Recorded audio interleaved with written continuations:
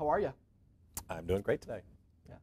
And how are you really as well? Oh no, I think I'm doing quite well. I mean, this has been an interesting time. I was actually going to retire actually in March, but ended up having another opportunity to stay here for longer. Somebody's laughing in the background. You know, I actually really was going to retire and maybe do something different, do some teaching or whatever. But another opportunity came up at the county, so I'm now the chief medical officer for the county. Before that, I was the medical director for the Epidemiology and Immunization Services branch. Right. So, yeah. So I want to take you back, Yeah. all the way back to last March, Mm-hmm. February, January, when all this was starting to happen. Mm-hmm. So I think the first question that I have for you really is, when conversation and murmur started to happen about this novel coronavirus coming from the east part of the world, spreading throughout, what was going through your mind? What were you thinking? What kind of mindset were you in?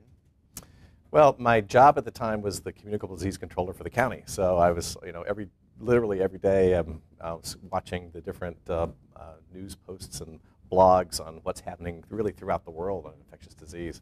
So I actually remember really in the first week of January seeing some early reports on a group called ProMed talking about these cases in China.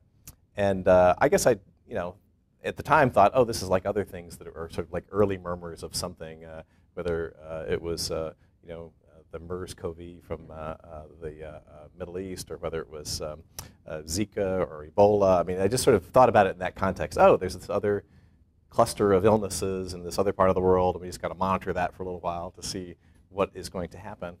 And really going into really, you know, the mid-January, I was thinking the same sort of thing. Well, this is something we're watching. It's, maybe we'll have a case in this country. And of course, things started to snowball from there. When it did snowball, and we heard a couple weeks later, first confirmed case of this coronavirus in the United States, and then first confirmed case on the West Coast, and then, holy crap, first confirmed case here in California. Where did you go? Well, you know, I was involved. I was the county's representative to the first federal quarantine at MCS Miramar for the individuals that were flown from Wuhan into the United States.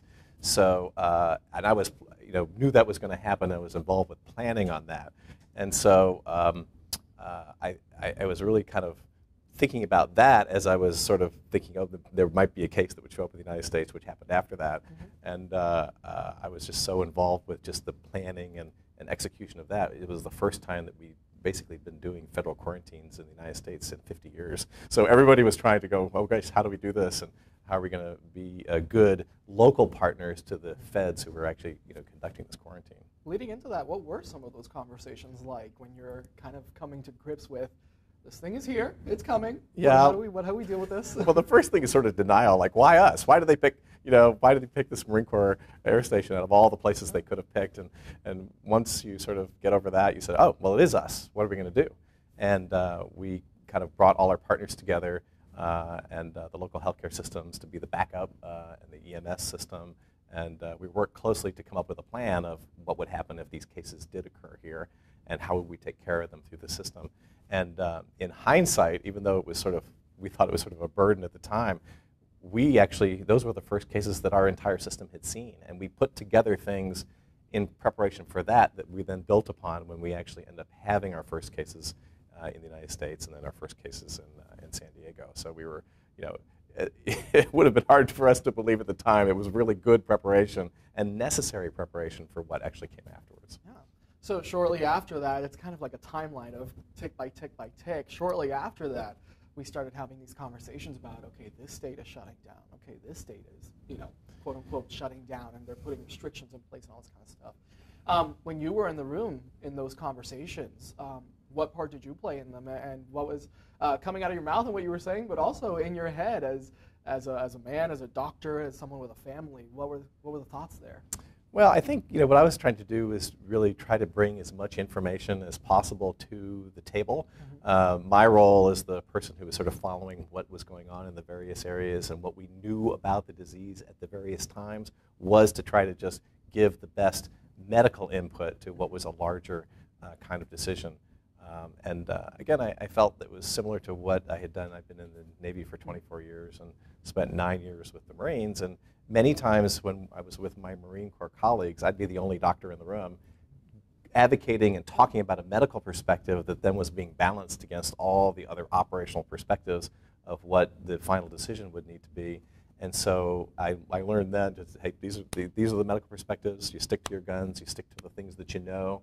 You admit the things that you don't know, and where you need to learn, and be able to sort of reintroduce things that you learn from the trials that you've undertaken to change course if necessary. So I think that was what I was, doing in each of those meetings, is making sure I had the most up-to-date information from whatever source it was. Did you ever have a moment where you said, okay, we're doing this is happening, and you had a little kind of moment of, all right, let me crack out the textbooks, let me crack out the websites and review all this and see what we really need to do here and what I need to know? I think not so much textbooks, because this was a novel virus, and we were doing a lot of things based on other viruses and other things that we knew from our experience. But a lot of it was really tapping in and being willing to talk to experts who did know more about these things than you did. We are just so lucky here in San Diego to have really world-class experts on virology and communicable disease and public health, frankly. And so just being sort of humble and saying, you know what, I don't have the answer to this, but I think Dr. So-and-so might, and just being willing to call that person. And what I think has been really amazing is no matter what the problem has been, whether it was early on just not understanding the disease process itself or the dynamics of transmission, to much more later on trying to solve specific problems for specific populations, like how do we best serve the migrant population that's coming across the border, or how do we help our colleagues in Tijuana who really are overwhelmed right now with the number of cases that we're having, and trying to just bring all the right people to the table to solve the problem, knowing you can't do it alone. In fact, there's no way. The only way is to have everybody come together. Yeah. Speaking of that experience and reaching out to these people, you study epidemiology, public health. Those are kind of your fields. This is a novel coronavirus. It's right in the name. It's new. It's not something that we've really seen before. From your experience, your learning, your knowledge, what about COVID-19 surprised you, and what about it did not surprise you? Well, I just don't think anybody would have expected it to be this all-encompassing for this long. I mean, I think that we tend to kind of think that, hey, this will just be a short-term thing. We can get over this. So just the longevity of it, and actually, frankly, looking forward to how this is really going to continue for quite some time. It is not over. In fact, I think that every time you think you know everything, there's like a new surprise. So, there's, I think, things that we're going to continue to learn about the long-term sequelae or effects of COVID-19, things that may be years down the road. I'm thinking of the disease measles, where there's the acute disease, and then 10 years later, people will have neurologic problems that were because of the infection that they had 10 years ago. I'm very concerned that this has been such a widespread effect on the population that certain groups are going to have much longer-term effects that we don't really even know all the details on. So, we're not over it yet. So you asked an original part of that question that I got diverted on. So let me just kind of go back and answer. My question more so was, the whole thing about COVID-19 is that it's new. We didn't really know where it came from at the moment, what it did to the body, what it could lead and leave behind in the body. So from your teaching and experiences, my question was, what about this where you're like, oh, I expect this from a virus, that attacks the respiratory system, and then what was, holy crap, what is this thing doing here? Well, I think, again, really first we thought this was really a respiratory kind of a virus, and I think that the more comprehensive entire body system effects of this, I think one of the early things that really surprised me, frankly, was to see the neurologic effects. And even some of the cases we had off the very early cruise ships were young people with no risk factors for stroke who were having stroke, and then they'd be tested and wait, it's COVID. And in fact, I remember some of my emergency medicine colleagues saying things like, if it's new onset diabetes in somebody that you weren't expecting it, maybe it's COVID until proven otherwise. Or if it's a stroke in somebody you're not expecting it in, it's COVID until proven otherwise. If you had told me that at the beginning, I would have said, no, that's not true. But that's the kind of unexpected turns that this particular disease has unfortunately given us. As we went through the beginning of all these conversations of what are we going to do, how are we going to handle it, and then months later, you know, of, okay, we are safe enough to maybe go back to school in some capacity or whatnot. We saw ebbs and flows of the virus, spikes in infections, drops in infections. When those spikes and drops were happening, from your medical perspective, what were you seeing? You know, it's funny. You know, I'm an emergency physician by training, so I'm always trying to think, okay, this is what's happening right now, but what am I going to do, you know, 2 steps down the road if things go awry? So I'm even though there were certainly times we were on downslopes, we're at certainly one of the best points we've been in over a year in terms of the number of cases right now. I'm always thinking, okay, what happens when things go wrong, and what can be done now to mitigate that? So I don't think I've ever really gotten out of that frame of thinking, to be honest with you. It's not been something I've had the luxury to sort of think back on. I probably won't until you have a lot farther down the road, I'm afraid. Sure. In one of those points where we saw a drop, and as you mentioned just right now, you were thinking 2 steps ahead of what happens when we go back up. In any of those instances that you can remember, what were the things that you thought of that then went into play that then the public-facing side saw? You know, I think, again, most of the things that I was thinking about in my role were more on the medical systems side. You know, Dr. Wooten had I think the very tough job of worrying about sort of the human social system side and what could be done there. But I think I was a little bit more in a comfort zone of thinking about the next steps in terms of what medical systems responses were going to be. So, you know, there was always thinking about what were the next set of supplies that would be needed. How can we make a system that makes delivering a new therapy that's not being used, for example, more accessible? And that meant perhaps doing something as local government or in partnership with our state and federal partners available through us rather than relying on the medical system to do it. Because a great example is, you know, monoclonal antibodies. Again, it's not used enough by any one system for any one of them to do it, but it is something that's, you know, prevents people from being hospitalized and dying. So, you know, we took that on with the state and federal partners to have specific sites that we would do no matter what system you were from. Yeah, interesting. I do want to ask you this. So it's no secret that different races, different age groups, different ethnic groups, different income groups were affected disproportionately by the virus. And then, lo and behold, by the vaccine as well. Some groups were able to get it earlier, or more people were more open to getting the vaccine versus others. When you started seeing these discrepancies between white San Diegans and black San Diegans and Asian San Diegans, Latinos in San Diego, when you started seeing these things, what were your thoughts? Well, sadly, as anybody who's been in public health for a long time, you start to see patterns, you know, and you recognize patterns over and over again. And so for us, we just saw that classic public health pattern of the social determinants of health. I mean, if you're in a lower income, you have less education. If you're in traditionally disadvantaged groups, you do have worse outcomes. I mean, that's been something repeated over and over again. And to see it play itself out here, again, sadly unsurprising. And then that's why we've spent so much of an effort taking what we've been trying to do for a number of years to truly have an equitable approach to providing health care to vulnerable populations, you know, just using those principles with this group to prioritize those that are disproportionately affected. Your experience in the military. I'm an Army brat. My dad will forever say that his experience in the military prepared him for anything life could throw at him. Did your experience in the military and your medical experience in the military prepare you for this? I absolutely think so. I mean, there's absolutely no doubt in my mind that the medical training that I had sort of prepared me for population health, and a special population with the military was able to be transferred over. The thought processes of how to think ahead and organize yourself when there's a lot of uncertainty, that was helpful. And really, I've just tried to learn things over the years from some of the great leaders that I was able to work with when I was, especially with the Marines. I mean, I worked with Generals Conway and Mattis and some of the pretty famous, folks in the last few years in Marine Corps leadership, and just learned so much from them that I just tried to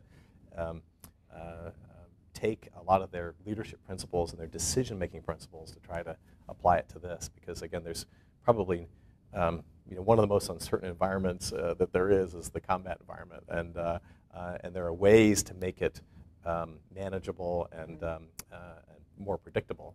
And I think I learned a lot of those principles there that I was able to apply with the great uncertainties that we had with dealing with this pandemic. Yeah. Uncertainty is kind of a key word for a lot of people right now. It's no secret. People, business owners worried about reopening or surviving, or medically and financially. June 15th is coming around the corner, and it's kind of this day that people are hailing as almost post-pandemic, quote unquote. Obviously not necessarily the case, but when you look back next week and you look back over the past year and a half of the pandemic, what are you going to be thinking about it? Is there anything that you would reflect on specifically, and is there anything that you would do differently, personally and professionally?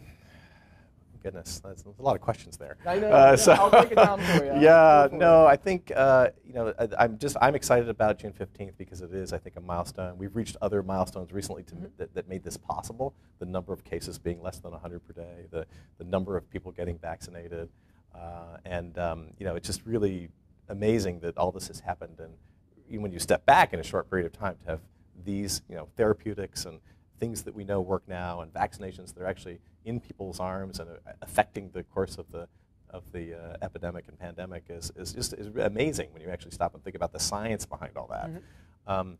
But again, I guess it goes back to my training as an emergency physician. Is what could go wrong? What are the things that we need to worry about? And to not be complacent, and not to to expect the unexpected, that something else might crop up.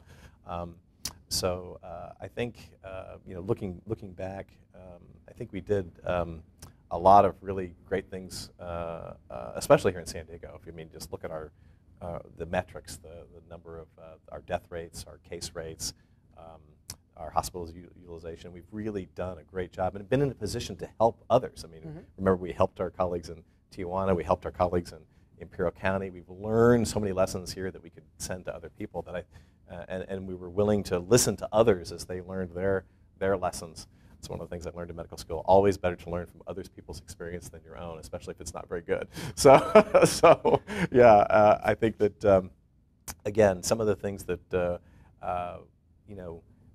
that have been unexpected and surprised us a little bit is, again, how it is important to use different communication techniques with different parts of the population so they really hear what you're saying, and then how to communicate with people who don't want to hear what you're saying. Sometimes that's always been a challenge, and I think that we've iteratively gotten better and better at that. So, in the past, I was doing a little research. In the past, you've said that the flu and SARS and bird flu, those are kind of the things that keep you up at night. The viruses, around the world that are at the top of the list of worries.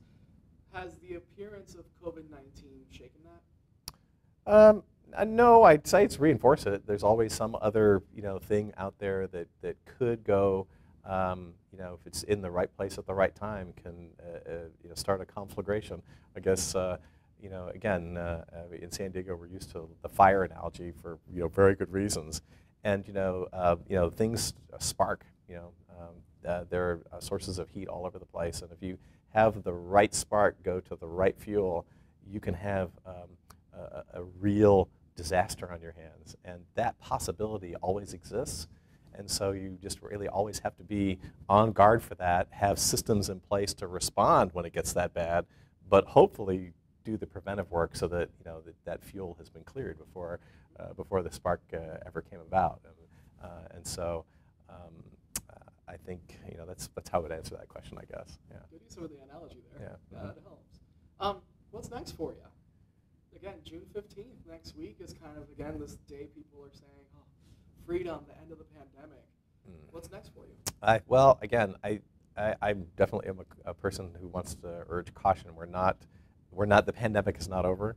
There are places around the world that are having tremendous burdens of illness and hospitalization and death, frankly.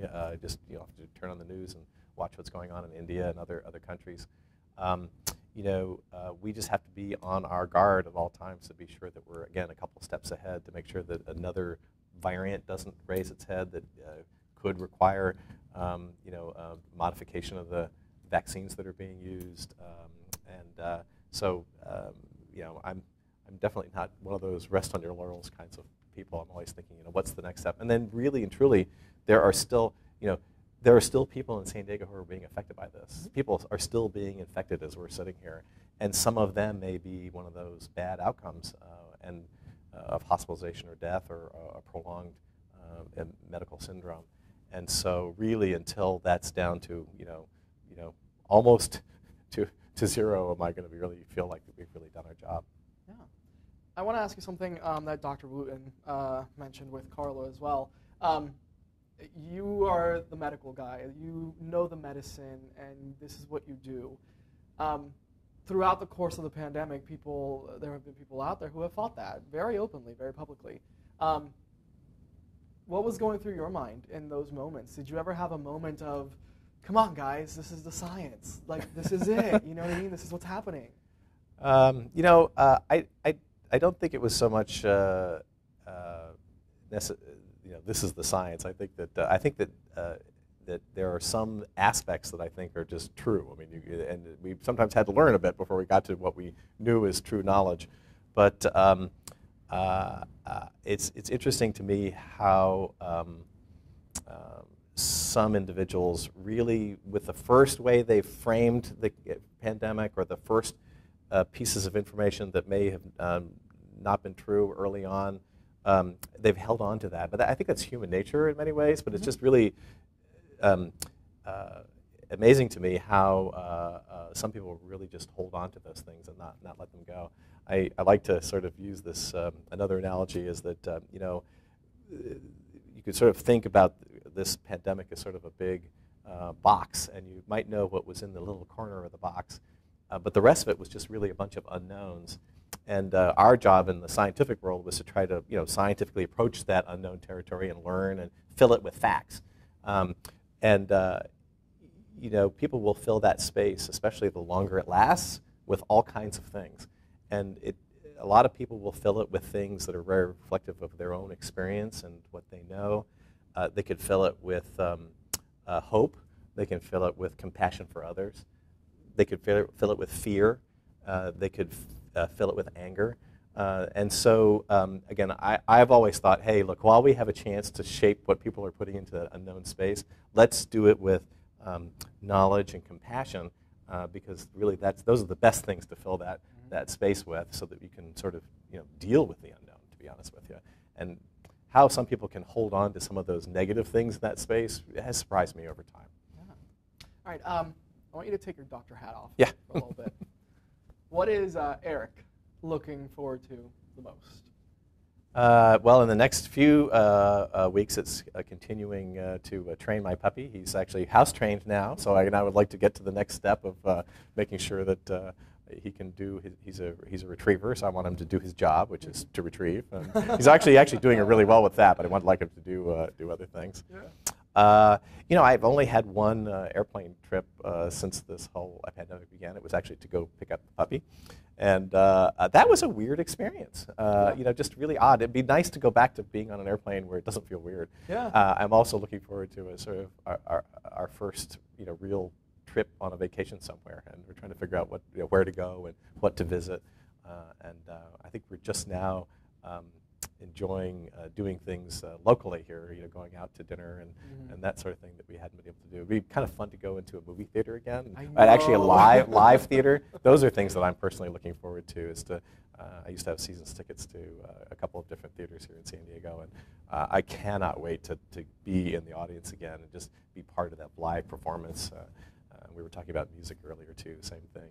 To go to an outdoor concert. I've been to about 15 or 16 Coachellas, and I can't wait to go to the next one, which we just got tickets to, by the way, Nice. this last week. So I'm really looking forward to that. Yeah.